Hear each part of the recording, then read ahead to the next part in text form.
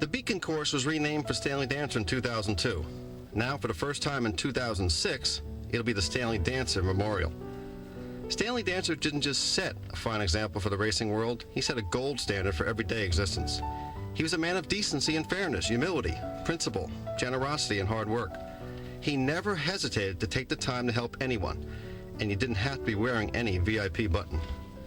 Stanley's life was one of perseverance and of singular focus, one of excelling, one of making it to his chosen sport's highest level. Stanley's reign at the top of the harness racing world was longer than any other. But there's a saying in sport that goes, it's tougher to stay on top than it is to get there. We'll never know if this was the case for Stanley. He was the same man before he made it and while he reigned supreme. Stanley was a man whose handshake was his contract. A commitment from Stanley was an honored commitment. 8:30 meant 8:30. He didn't follow anyone else's lead. He set his own standard, whether it be with his aggressive and innovative style of front-end driving or his meticulous attention to detail he exhibited while training his horses and running his spotless stable. Stanley wound up setting the standard by which others tried to follow. There's a saying that older men have dreams, younger men have visions. Stanley's visions became reality, and he encouraged all the youngsters who wanted to make it in the industry to follow them through. But it is true that Stanley did things the rest of us can only imagine doing. You know anybody else who was on the cover of Sports Illustrated, who was invited to the White House and had dinner there, who appeared on the Ed Sullivan Show, The Price is Right, What's My Line, Night of 100 Stars, and shared the stage with Muhammad Ali, and rubbed elbows with the likes of Mickey Mantle, Whitey Ford, Joe Frazier, Jerry Bailey, and Arnold Palmer?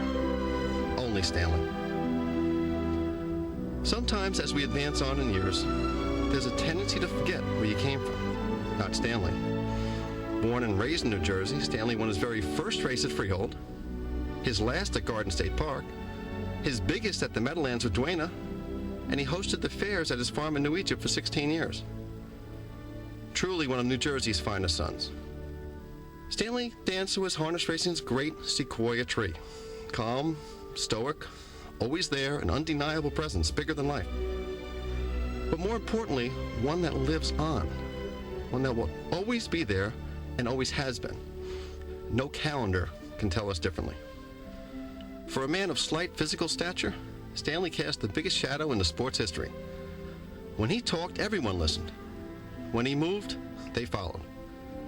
Stanley's influence, his direction, his guidance, his knowledge, his decency, all live on.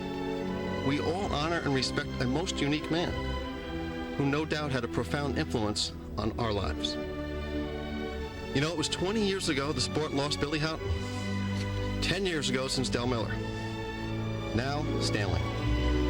Together, they form an unmatched trio in heaven, but a void of immeasurable proportions for the rest of us. It's almost as if the gods of racing knew we needed a decade in between just to recover from each.